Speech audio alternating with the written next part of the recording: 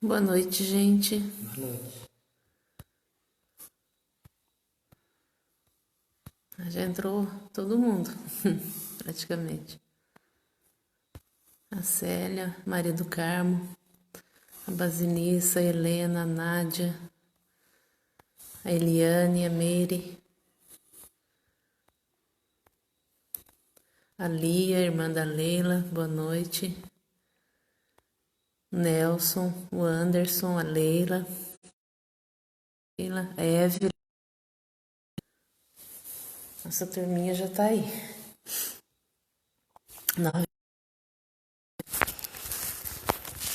Boa noite a todos. Paz e alegria nos corações de todos. E hoje, conforme nós falamos ontem, nós vamos fazer um evangelho voltado para a vida de Jesus, que é o personagem principal, né? A Igreja Católica revive hoje a crucificação de Jesus. E as igrejas estão vazias hoje por conta do coronavírus. Então muita gente escuta, vai ouvir comentário dos padres na Igreja Católica falando da Via Crucis, do sofrimento de Jesus na cruz. Mas nós não vamos enfocar isso, porque o Espiritismo veio resgatar o Evangelho de Jesus. E o Evangelho, em grego, Evangelion, quer dizer mensagem de boa nova. E ninguém recebe a mensagem de boa nova com semblante de quarta-feira de cinza no rosto, né? Temos que nos alegrar por estar com esse modelo e guia para nós que Jesus é e com as palavras que ele nos deixou para que a gente estudasse o Evangelho e praticasse um pouco mais, né? Então hoje vamos falar do nascimento até a ressurreição de Jesus. No terceiro dia, depois da crucificação, ele renasceu de novo, no sentido, vamos dizer, filosófico. E a história de Jesus é uma história muito rica de conteúdo. E vou falar um pouquinho dela hoje, só para nós nos recordarmos de quem é e quem foi e o que representa para nós a vinda de Jesus para a Terra, né? A Janaína tá aqui, ó. Ela fez a cirurgia e deu tudo certo. Fez cirurgia hoje. Que bom. Que legal. Graças a Deus, Janaína. Melhoras aí pra você. Boa recuperação. A Andréia tá pedindo oração. Aqui, ó. Irmã Amanda Costa Araújo, hipertensa e diabética, teve alta hoje hospitalar. Está gestante. Peço pela sua saúde. Muito bem. Donizete, a Gina, saudade, Gina, de você e do Américo. Tá aqui. Donizete, boa noite. Adelita, saudade de você também. Seu Bruno, Dona Neide. Muito bem. Janaína, já falei. Rosemary Rufino Lopes, pede pela mãe Claudete. A Sidneia tá aqui também, boa noite. Dalva Celeste. Cristina Gonçalves. A Basinissa aqui. Era minha mãe soa com Jesus Cristo crucificado e um guarda limpava as chagas de Cristo. E elas exalavam cheiro de rosas. O que será isso, sua visão? Muito bonito o sonho dela. Gostaria de ser eu no lugar dela. A Elisete também tá aqui. A Elisete lá do GF, a Lúcia. Vamos aí. Muito bem. Vamos fazer a prece, então, para a gente começar esse... A Rai também aqui, ó. Orar por meu primo Carlinhos, que desencarnou ontem. Ok. Vamos sim. A Adenita. O marido dela teve AVC. Vamos orar sim, Adelita, por ele. E o Rildo de Mogi das Cruzes está aqui também. Saudades, Adenita. A Adriana também pede oração pelos familiares. Vamos sim. Vamos nos unir em preces, então, e buscar a Jesus nosso modelo e guia, a quem devemos seguir os passos, nos orientando pela espiritualidade maior, que nos acompanha sempre nas noites do Evangelho. A eles vamos pedir que estejam conosco, nos intuindo, nos dando diretrizes, nos orientando, nos corrigindo muitas vezes dentro das palavras de Jesus, pelo nosso entendimento ainda pouco, mas eles estão conosco e nos faz relembrar esses dias, vezes representa o que a cristandade entende pelas passagens de Jesus nos episódios que vamos relembrar um pouquinho aqui hoje.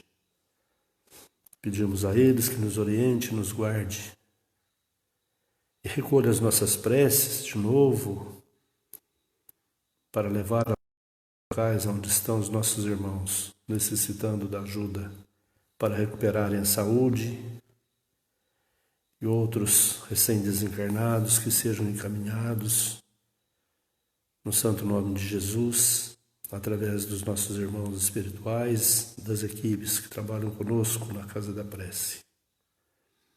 Com a prece do Pai Nosso, nós iniciamos então o Evangelho de hoje.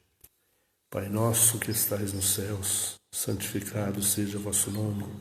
Venha a nós o vosso reino, seja feita a vossa vontade, assim na terra como no céu. O pão nosso de cada dia nos dai hoje. Perdoai, Senhor, as nossas ofensas, assim como nós perdoamos a quem nos tem ofendido. Não nos deixeis entregues às tentações e livrai-nos de todos os males. Que assim seja. Graças a Deus. Vai fazer a análise, não vai ter leitura.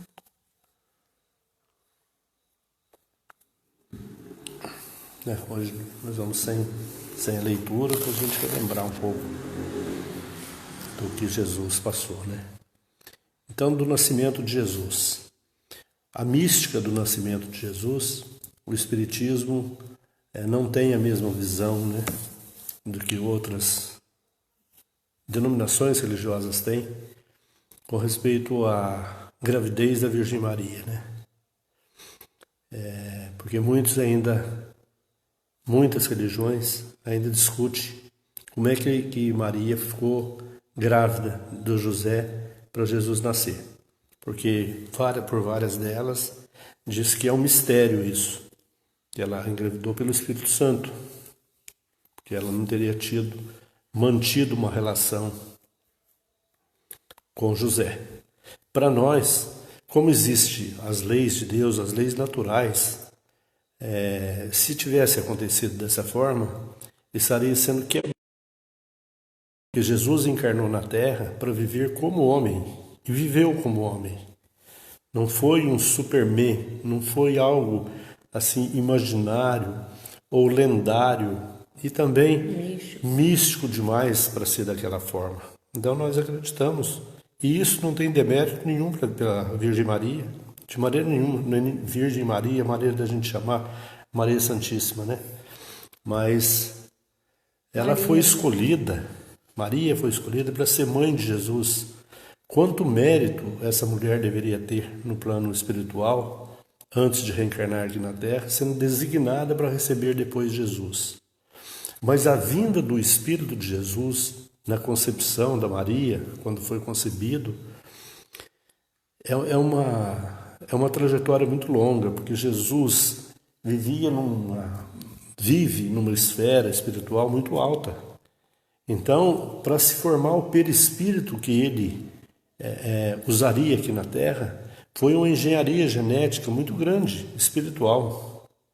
E ele foi sendo trazido aos poucos, descendo de planeta em planeta e vindo muito demoradamente. Não se sabe quantos 1000 anos isso levou para que ele, então, nascesse aqui na Terra. Então, essa mística não tem necessidade da gente fazer polêmica em cima disso. Maria engravidou de José e o filho foi Jesus. Ponto. Como que foi feito isso? Várias pessoas falam de formas diferentes. Nós acreditamos que foi uma concepção normal e ele nasceu depois dos 9 meses de gestação de Maria. Isabel avisou Maria que ela engravidaria? Sim, é possível. É possível que sim. Eram primas e Isabel já tinha um filho, João Batista, primo de Jesus. Então, isso normal. Então, do nascimento, ok. Mas Jesus nasceu na manjedoura, como nós conhecemos a história. Por que isso aconteceu? Né? José vivia numa região em que alguém falou para o Herodes, o rei, né, daquele lugar, que entre as crianças daquele lugar nasceria Jesus, que seria o rei, seria nomeado rei daquele lugar e tomaria o poder para ele. Então o que ele fez? Ele mandou matar as crianças daquele lugar. E Maria estava grávida de Jesus e saiu de lá muito rapidamente, porque o anjo avisou José: foge daqui, porque eles vêm para cá. E então nasceu lá na manjedoura, humildemente, demonstrando para nós que mesmo ele, o rei, ele é um príncipe aqui na terra, vindo direto do mais alto, né, dos patamares espirituais, e nasceria na manjedoura para nos demonstrar a humildade, né, entre animais, entre um povo humilde daquele lugar. Jesus nasceu. Então, um fato importante, quando Jesus tinha 1 ano e 3 meses de vida, narrado também pela Amélia Rodrigues, do livro Primícias do Reino. Jesus, um dos reis que visitou Jesus, atrasou no nascimento de Jesus. Era um rei negro, africano, de muito poder, de muitas posses, que recebeu também o aviso místico da estrela, que Jesus, a estrela de Davi, que mostrou o lugar que Jesus nasceria. Então ele veio e com muito atraso ele chegou. Jesus já tinha 1 ano e 3 meses. E ele foi diretamente na casa da Maria com a sua comitiva. Trouxe alguns presentes ali que deu para Maria. E na despedida desse rei, é tradição daquele lugar se vestir com túnicas fechadas até no pescoço, enfim, tradição daquela época, né? Então ele conversava com Maria e Jesus estava no colo, com 1 ano e 3 meses. Jesus tirava a mãozinha dele e colocava por dentro da roupa desse rei. E a Maria ficava muito constrangida, porque ele tirava a mãozinha e Jesus de novo colocava a mão ali, por 2 ou 3 vezes. E o rei ficou curioso: o que será que esse menino está pensando, né? 1 ano, criança de 1 ano e pouco. Se despediu e saiu. Quando ele chegou num determinado lugar que ele podia tirar a roupa para ver que Jesus punha a mão, ele tinha uma chaga, uma ferida de leproso que ele era. E quando ele tirou a roupa, ele viu que estava curado, que ele estava limpo. Com 1 ano e 3 meses, Jesus, sem saber que ele tinha, porque estava por baixo da roupa, colocava a mãozinha ali dentro, Maria tirava, ele colocava de novo, a Maria tirava. Quando ele andou, ele viu que ele foi curado. Ali então ele se ajoelhou e agradeceu a Deus por ter conhecido Jesus já nessa idade e já com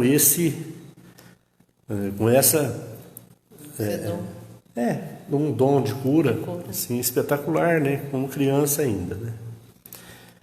E a partir daí Jesus segue vivendo uma vida normal de pessoas pobres daquela região. José era carpinteiro, Maria trabalhava no lar. E numa determinada época, Jesus já com 5 para 6 anos, eles vão no grande templo em Jerusalém. Era por época da Páscoa. Dessa forma mesmo aqui que nós estamos vivendo, né? Jesus foi com eles e lá no meio da multidão Jesus se perde. E quando eles saem para regressar para casa, para suas casas, eles percebem que Jesus não estava na caravana deles.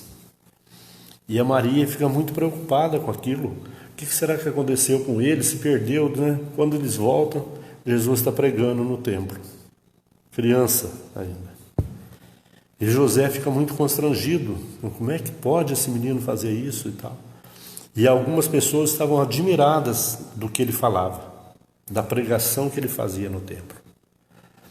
Bom, levaram ele embora e Jesus segue a vida dele ali, junto com eles. Aí existe uma dúvida do que Jesus fez na adolescência até os 30 anos, quando ele começa o ministério dele, as pregações, não é? Os milagres que ele fez. O que Jesus fez? Existem duas hipóteses que são estudadas. A primeira é que Jesus, como José participava de não diria uma seita, mas uma organização chamada Essênios, que eram estudiosos de todas as áreas daquele tempo, da filosofia, das religiões, dos tempos, não é? Das previsões. Esse povo se reuniam e eram estudiosos. Algumas vertentes religiosas dizem que Jesus participava, esteve com eles. Também ele é uma classe genética, né? Exatamente. Eles, de uma região. da região do Oriente Médio. Do Oriente Médio ali. Então, muita gente fala que Jesus ficou recluso com esse pessoal, estudando. Ele viria a fazer depois. Ou seja, para depois ele pregar, compreendendo todas as coisas daquela região, para que ele também pudesse trabalhar como se fosse na área da política daquele lugar, para que ele falasse a mesma língua daquele povo e tudo, né? Não a língua falada, mas a linguagem que aquele povo exercia naquela região. Não se sabe. Muita gente diz que Jesus trabalhou como carpinteiro durante esse tempo, ajudando José, trabalhando na carpintaria que José tinha naquele tempo. Para nós não importa essa época, para mim nunca me importou se Jesus fez. Existe uma outra vertente, né, mais cética, que diz que Jesus bebia, namorava, fazia isso, fazia aquilo, vivia uma vida de adolescente normal naquela região. Não é do nosso conhecimento, porque isso não está escrito em livro nenhum, em nenhum capítulo do Evangelho também, né? Que se era assim ou se não era. Enfim, o grande mérito de Jesus está aqui na nossa frente, é o seu Evangelho. Aliás, ele veio com essa finalidade para a Terra. Ele precisava ser crucificado para pregar o Evangelho dessa forma? Não. Mas a época que Jesus viveu, as leis eram dessa forma. Então, durante essa etapa da vida de Jesus, aí já com 30 anos, ele começa a escolher os apóstolos. E as profecias já diziam isso. A profecia tinha que ser cumprida. Ia ser cumprida dessa forma, né? Tanto que ele veio validar, né? Validar a profecia. Por isso que muitas outras religiões também falam algo assim: Jesus foi batizado por João Batista.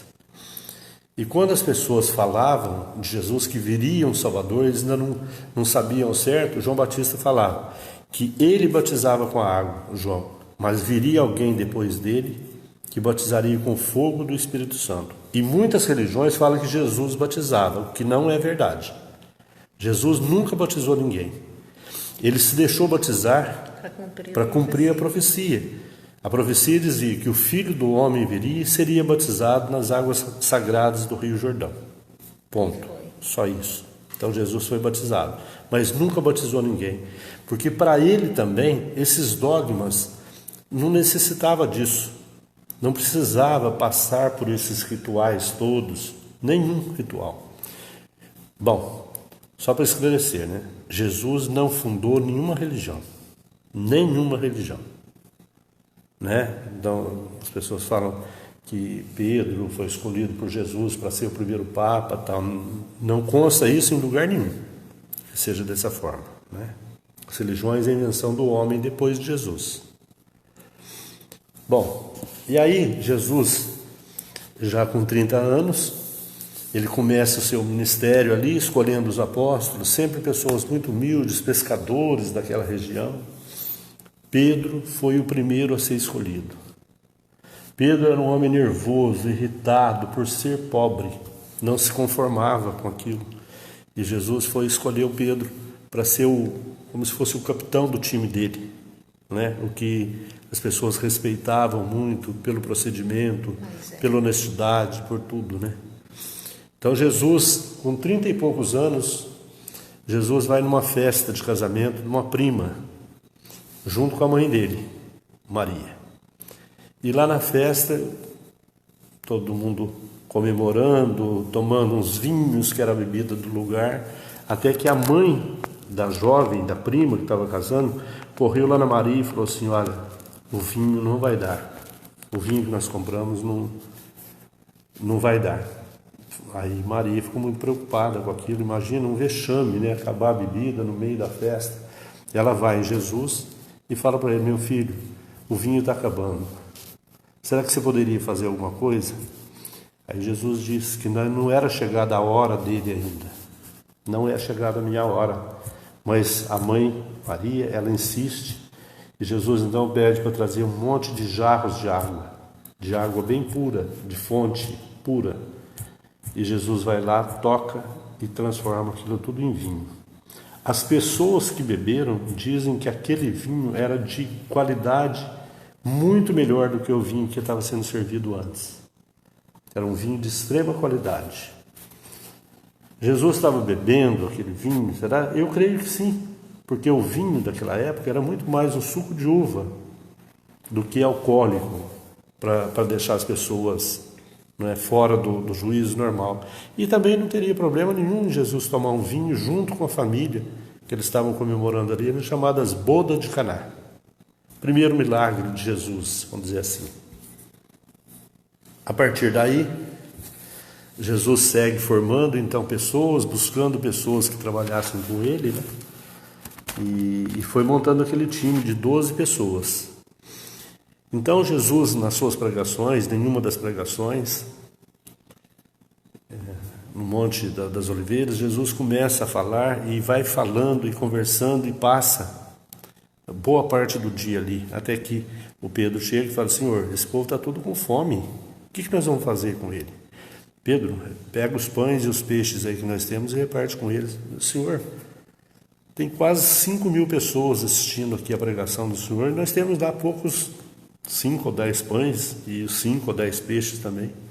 Coloca aqui no cesto, Pedro, vamos ver o que acontece. E começam a distribuir, e foram distribuindo, e todo mundo recebeu pão e peixe e comeu ali para continuar assistindo. Outro dos milagres de Jesus. Muito bem, vamos em frente aí. E aí começa as curas espirituais, as curas que Jesus fazia, né, tidas hoje como milagres. Mas é que Jesus conseguia manipular as energias muito bem. Era um profeta, conhecia as leis da química, da física e de tudo.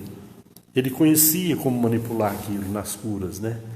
Isso dos milagres, né?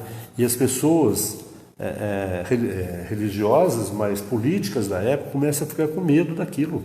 Nossa, mas o que está acontecendo? Quem que é esse homem? Né? E eles levavam essas informações, então, para aquelas pessoas romanas que governavam aquele lugar, né?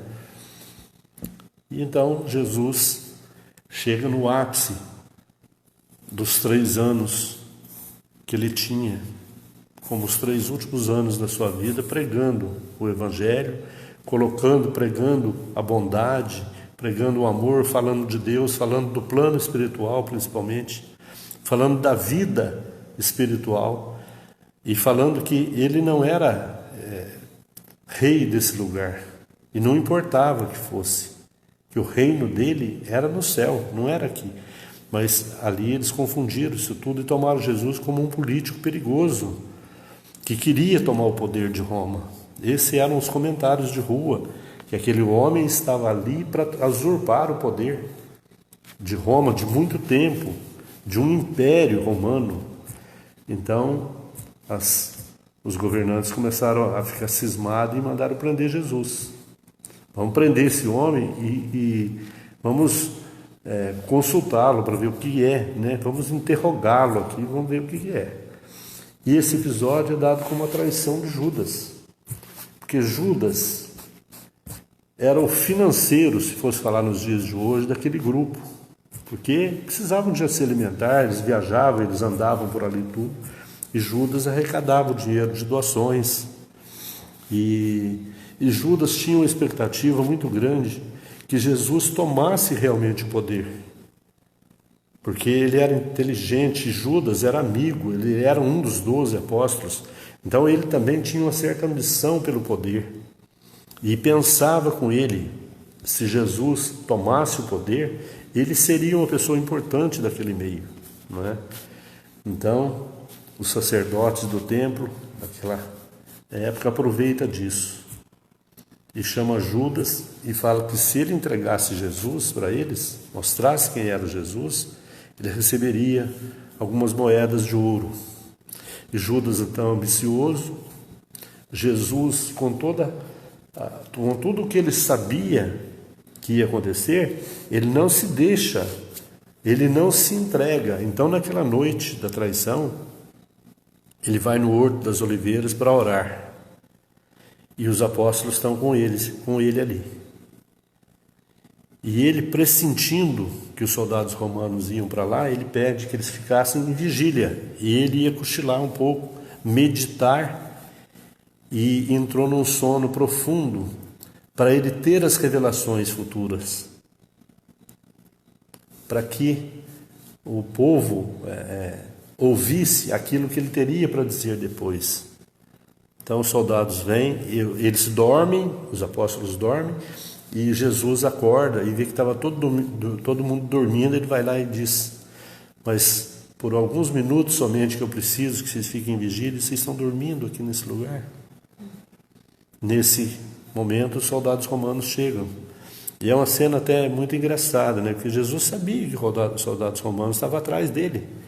E quando chega os primeiros soldados, e um deles vai lá ter Jesus, Jesus pergunta para ele: que quereis?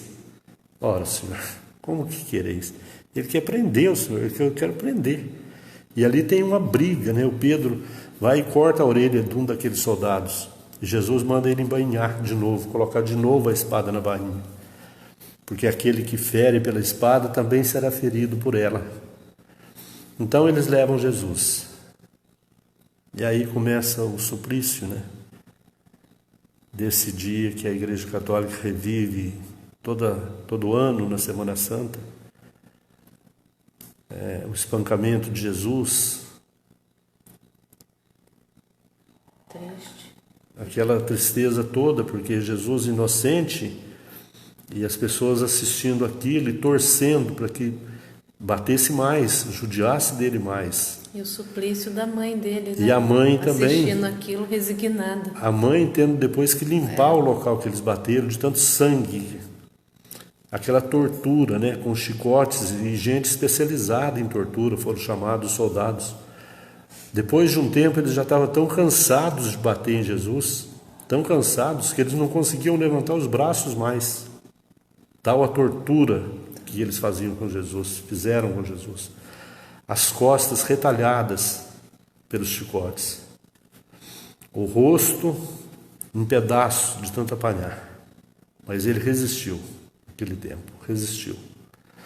Antes de iniciar isso, Pedro vai falar com Jesus e fala para ele: eu estarei com o Senhor a todo instante, a todo tempo, não entregaremos, não vamos nos entregar. E Jesus, numa profecia belíssima, fala ao Pedro: Pedro, ainda antes de eu morrer, desencarnando, né? Você vai me negar 3 vezes ainda. Que é isso, Senhor?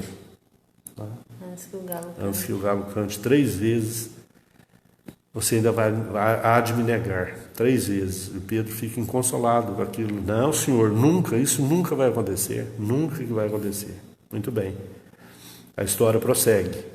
Aí na prisão, depois do espancamento, depois que Jesus no outro dia já ia ser crucificado, muita gente vai atrás. Você não é aquele que andava com Jesus? Não, eu não conheço esse homem. Por 3 vezes. No final das 3 vezes já era madrugada e o primeiro galo cantou. E Pedro lembrou do que Jesus tinha dito e cai em choro profundo de arrependimento. Um choro profundo de arrependimento. E naquela mesma madrugada, Judas também se suicida, de desgosto de Jesus. Antes ele vai ao templo e joga, e quando eles dão as moedas, ele joga de volta e as moedas caem no chão. Ele sai correndo, desesperado. Com certeza uma obsessão muito grande toma conta dele e ele se enforca numa árvore e o corpo amanhece pendurado naquela árvore. Muito bem. Jesus então é levado e entregam a cruz. Ele já morto quase de tanto espancamento, no dia começa a via crucis, aquelas ladeiras que ele tinha que carregar a cruz, apanhando quando ele caía, e ele vai até o Gólgota, o monte que simboliza uma caveira, e seria crucificado entre dois ladrões, para desmoralizá-lo mesmo, para que as pessoas ficassem chocadas com aquilo de ver. Porque não era porque era Jesus que ia ser crucificado, é porque as leis romanas diziam aquilo. Os ladrões, a pessoa de má vida, de má fama, e esses políticos que eles achavam que tomariam o poder eram crucificados naquele lugar. Então começa ali a crucificação de Jesus. As pessoas que o crucificaram eram especialistas em pregar os punhos, em levantar a cruz. A cruz de Jesus era de madeira, mas madeira lavrada, não tinha, ela tinha aquelas pontas da madeira lavrada em enxó ainda. E quando eles erguem a cruz, depois de pregá-lo nos pés e nos punhos, quando levantam aquela cruz pesada, Jesus já quase sem respiração nenhuma, a madeira, aquelas pontas, as farpas de madeira, cravam nas costas de Jesus. Ele tenta respirar e os pulmões já não conseguem mais. Ele então abaixa a cabeça na cruz e ali ele passa a sofrer as dores e revive os últimos dias que ele viveu. E aquelas pessoas embaixo da cruz fazendo todo um xingamento, de Jesus, atirando pedras, até que Jesus levanta um pouco a cabeça e diz que está com sede. Então um soldado romano pega uma esponja, coloca na ponta da lança, passa numa solução vinagrosa e leva até os lábios de Jesus para molhar. Com um unguento anestesiante, porque a dor era horrorosa. E é do lado os dois ladrões, simbolizando também o bem e o mal. Um que era um bom ladrão, se é que existe um ladrão bom, e do outro lado o mau ladrão. O bom ladrão, Dimas, fala para o outro ladrão: nós estamos certos de estar aqui, que somos ladrões. Agora esse aí não. Esse foi honesto, é honesto a vida toda, é o Filho de Deus. E o outro então dá uma escarnecida de Jesus. Se ele é o Filho de Deus, por que ele não se salva então? Jesus não responde, mas diz para Dimas que em verdade te digo que hoje ainda estarás comigo no paraíso. Não disse quando, porque também cumpriria a etapa, cumpriria aquela etapa do que ele fez, como todos nós passaremos por isso, do que nós fizermos aqui na terra. Jesus então, com aquelas dores excruciantes, sem poder respirar, com o corpo dilacerado,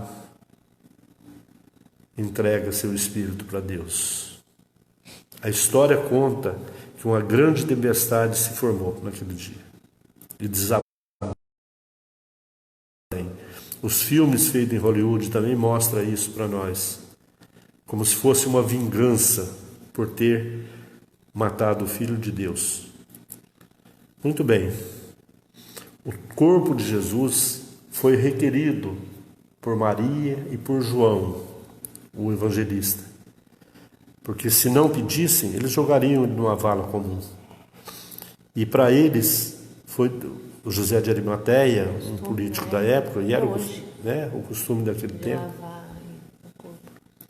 Eles então descem a cruz, descem o corpo de Jesus na cruz, eles pegam e o sepultam depois de lavar, depois dos rituais judaicos, eles levam e colocam no túmulo de José de Arimateia, que na verdade não era um túmulo, era uma caverna naquele tempo, e colocam a pedra que fecha o túmulo na porta. E os apóstolos então ficam sem destino. O que nós vamos fazer agora sem ele? E se reúnem no tabernáculo, no templo, para orar, pedir orientação espiritual.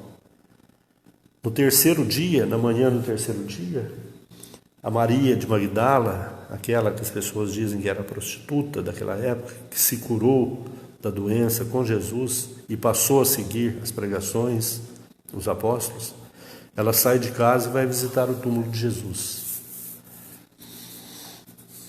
E aí também existe uma mística muito grande dessa história, que a versão nossa espírita é um pouco diferente das demais. Mas então ela vai e vê que a pedra que tampava o túmulo, a boca da caverna, tinha sido rolada. E como era uma pedra muito pesada... E os guardas estavam vigiando. E ali os guardas estavam ali meio cochilando naquele dia. Então ela vê que a pedra tinha sido rolada, os guardas acordam com ela ali. E ela então entra no túmulo e só está ali os panos, as vestes que cobriram Jesus. E ele já não estava mais ali. Para onde foi o corpo de Jesus? Essa era a pergunta. Aonde foi? Para onde foi? Os guardas saem correndo para avisar as autoridades que tinham sumido com o corpo de Jesus, e ela permanece ali. E Jesus então aparece para ela, se corporifica na sua frente, por um fenômeno de ectoplasmia, com certeza. E ela vem correndo para abraçá-lo, chamava de Rabi, mestre, né? E ele diz para ela, não me abraces, que eu ainda não estive com meu pai. O que ele quis dizer com isso? Não é? Por que ele não deixaria Maria de Magdala se tornar amiga ali no meio dos apóstolos com ele? Por que ele não deixaria ela abraçá-la? A explicação é a seguinte: quando Jesus recobrou a lucidez depois da morte, ali no túmulo mesmo, ele desceu nos abismos mais profundos onde estava o Judas, arrependido de ter traído. Então ele esteve com ele para perdoá-lo da traição, para perdoá-lo, para que ele recobrasse a lucidez ali. Claro que ia demorar um pouco de tempo, mas ele fez questão de ir lá, porque era um dos apóstolos dele. E quando ele volta então e aparece para Maria, o seu perispírito estava muito danificado daquele lugar que ele foi, nas trevas, nos chamados infernos pela Igreja Católica, mas numa região umbralina muito pesada, e a atmosfera daquele lugar fragilizou muito o perispírito do mestre. Então, se a Maria o abraçasse, corria o risco de quebrar o perispírito, o corpo espiritual de Jesus. Por isso que ele pede que ela não abrace, porque ele não havia estado com o Pai, que era onde ele iria se refazer no plano espiritual, nas regiões em que ele vivia. E a história prossegue. Maria desce correndo e chega no tabernáculo gritando que Jesus tinha voltado. Jesus voltou, gritando. E Pedro, então, o apóstolo, se levanta e fala assim. Pedro, então, aquele povo tudo hebreu, né, daquela região. E são machistas por natureza. Não, as mulheres estão em segundo plano para eles. Até hoje, com menos volume, mas até hoje ainda é assim. Jesus não apareceu, porque se ele tivesse que aparecer, ele apareceria para mim ou para João, que era o discípulo amado dele. Mas para você ele nunca apareceria. Então ele coloca o preconceito na frente. Que Jesus demonstra, né? Que a mulher é Exatamente. igual e aparece para a mulher. E por isso que Jesus apareceu para ela, né? Agora a história fala outra coisa. Escolheu uma mulher, né? Porque a mulher ia falar para todo mundo. E ele queria Só, isso daí é preconceito, viu? que a mulher fala mais do que o homem. Esse é preconceito, chamando mulher de fofoqueira. Então, por isso que Jesus escolheu a Maria de Magdala, né? A história conta isso, não, os homens contam isso, né? Então, Jesus ressuscita, né? Naquele lugar, renasce, visita Judas e dá a Deus. Mas, passado alguns dias, uma caravana que ia para Emaús, uma região também de Jerusalém, uma caravana de pessoas de muito boa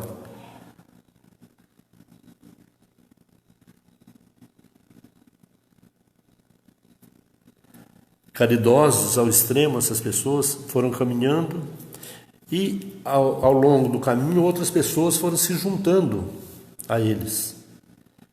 E quando eles chegaram em Emaús e foram fazer a primeira refeição,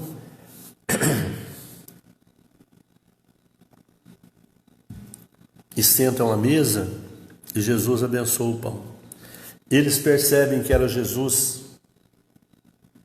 menos de um mês depois da sua morte física. E ali então eles dizem para ele: Senhor, fica conosco para que o Senhor nos abençoe. Esteja ao nosso lado durante a nossa caminhada. Mas Jesus, já em espírito, precisava voltar. De outra vez, os apóstolos estão na praia assando peixe e Jesus aparece para eles também, para mostrar que a vida eterna, que a vida espiritual continua. Nós não estaremos sós. E esse foi um pedido de Pedro também: Senhor, quando tu te fores, não nos deixes só.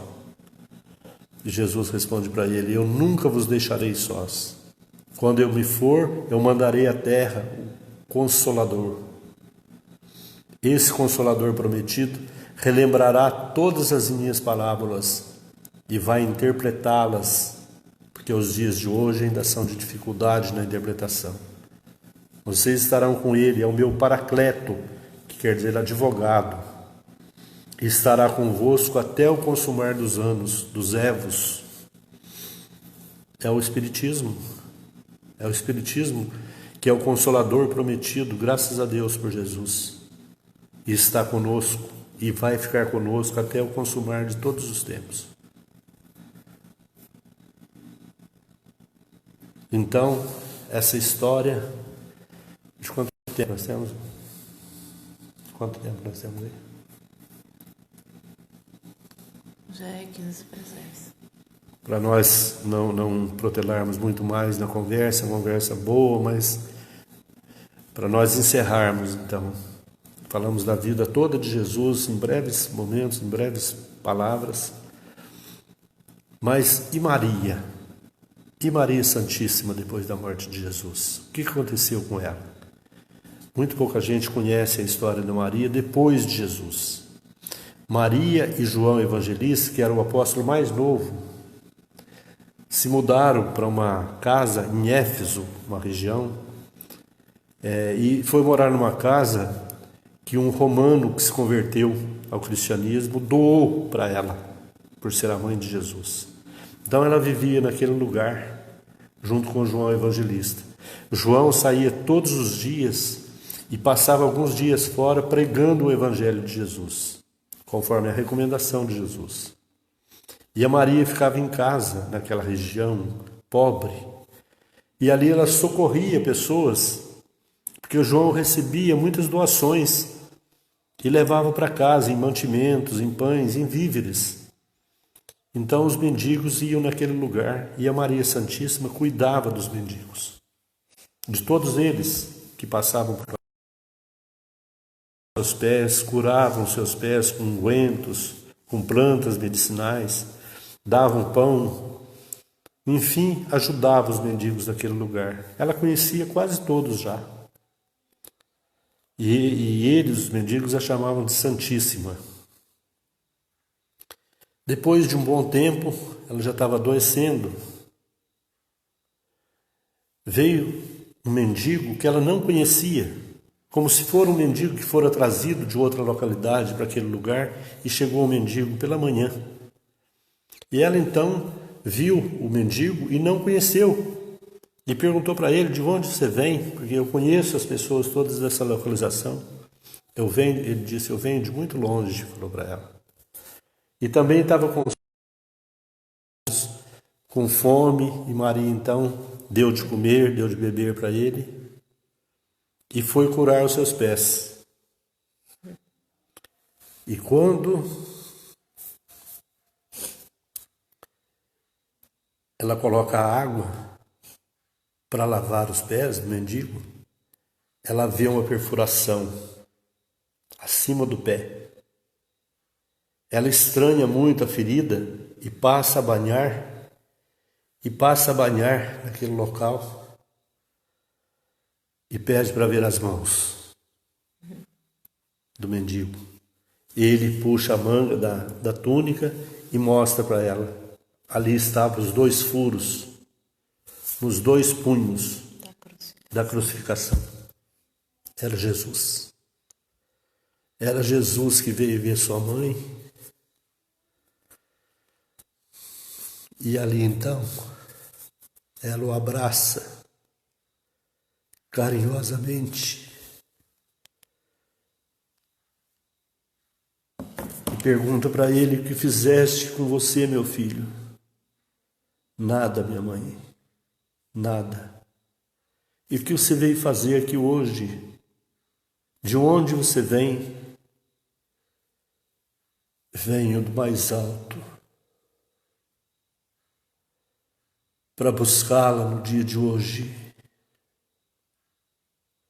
porque o Senhor, meu Deus, me pediu que a levasse para que a Senhora se tornasse a rainha dos céus. E um choro convulsivo de Maria Santíssima, abraçada ao Mestre, não deixa que ela pronuncie nenhuma palavra. Ela se ajoelha a seus pés e, abraçada aos seus pés, Jesus a acaricia os cabelos. Ela vai adormecendo aos poucos, vai cessando o seu pranto. Ele a carrega no colo, coloca sobre o leito limpo, asseado, e ali então ela fecha os olhos do corpo físico. Pela última vez,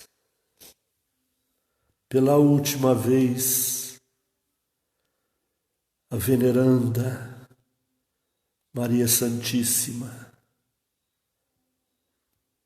ela é recolhida pelos anjos, aqueles espíritos elevados que estavam com Jesus, a retiram do corpo e, sobre aplausos daqueles outros que acompanhavam aquele cortejo de luz, Maria Santíssima é levada aos céus, onde permanece até hoje, a nos enviar do mais alto as suas vibrações de amor, de paz, de serenidade, para que os nossos dias sejam de prosperidade, de paz e de serenidade, uma vez que ela foi a mãe escolhida para Jesus, para que ela auxiliasse na condução do seu rebanho, e continua conosco em todos os momentos das nossas vidas. Nós que às vezes não percebemos a sua participação em nossos pensamentos, em nossas orações. Ela está entre nós. Ela chora conosco quando estamos nas dificuldades, todas elas, e o seu manto de luz continua a cobrir os mendigos que estão pelas ruas, sentindo frio. Ela continua levando o pão de cada dia para aqueles que nada têm. E é por isso que nós, no papel de prepostos do Senhor Jesus e de Maria, devemos fazer a nossa parte, entregando de nós não mais o supérfluo, mas o necessário para nós e para aqueles que estão à deriva, vagando pelo mundo, sem esperanças, necessitando somente do amor, de uma palavra amiga, de uma palavra de consolo, para que eles também se recuperem e voltem ao convívio dos seus familiares, dentro da ordem natural das coisas. Façamos a nossa parte. Não deixemos para Jesus, para Deus e para Maria todas as obrigações que nos foram confiadas. Sejamos honestos com as pessoas e conosco mesmo, para que sejamos ao final da nossa vida também levados pelos anjos que nos acompanham, os espíritos da caridade, para desfrutarmos melhor da nossa vida espiritual. Abdiquemos dos nossos luxos, abdiquemos dos nossos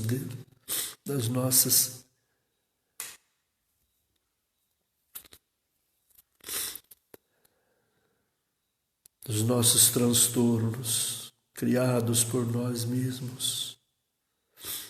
Deixemos que a paz de Jesus penetre no nosso âmago, retirando de nós as imperfeições que carregamos, para assim melhores servirmos na sua seara, dando de nós o melhor que temos, em benefício daqueles que nada têm.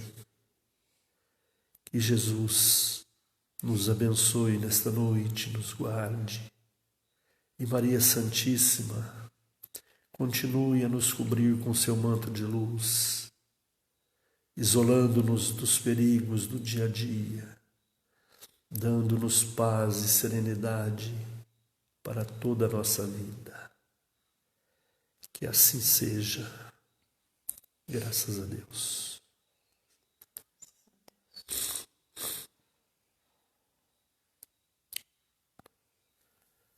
Muito bem, pessoal. Muito boa noite a todos. Jesus esteja conosco nos nossos dias e que o Pai Celestial nos cubra com as suas bênçãos para continuarmos nessa jornada evolutiva, trabalhando em benefício daqueles que estão necessitando de ajuda. Muita paz a todos. Muita paz.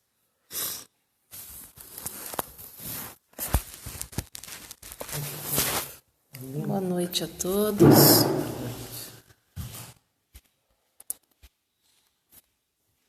Entrou mais gente aqui. Ana Beatriz, meu pai. Mandei um abraço para todos. A Leide já tinha falado, a Lia. Pessoal, o vídeo ficou travando para todo mundo ou ficou legal? Eu precisava saber disso. Depois vocês podem colocar um feedback pra gente aí nos comentários para saber se estava jóia, tá bom? É bom vocês falarem pra gente tentar melhorando, tá bom? Boa noite para vocês. Boa noite para todos e uma boa Páscoa. Fique com Deus. Tá jóia, gente. Um abração, até amanhã, no mesmo horário.